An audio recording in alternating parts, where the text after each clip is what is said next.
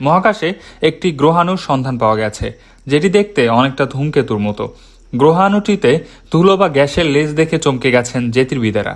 এই আধা গ্রহাণু আধা ধূমকেতু নিয়ে নেচার সাময়িকীতে একটি গবেষণাপত্র প্রকাশিত হয়েছে। সাধারণ নাগরিকদের মহাকাশ চর্চায় উৎসাহ দেন বিজ্ঞানীরা। নাগরিক বিজ্ঞানী বলা হয় তাদের। এমনই এক স্বেচ্ছাসেবী নাগরিক বিজ্ঞানী মহাকাশের বিরল একটি বিষয় খুঁজে পেয়েছেন। তারা গ্রহাণুর ধূমকেতু হওয়ার চেষ্টার বিষয়টি শনাক্ত করেছেন। এরই মধ্যে গ্রহাণুটির মধ্যে ধূমকেতুর মতো বিভিন্ন বৈশিষ্ট্য দেখা যাচ্ছে। গ্রহাণুর এমন ধূমকেতুর মতো আচরণ করার বিষয়ে বিজ্ঞানীদের কাছে পরিষ্কার কোনো ধারণা নেই। তবে এমন অদ্ভুত মহাজাগতিক গ্রহাণুর সংখ্যা 50টির কম হবে বলে ধারণা করা হচ্ছে।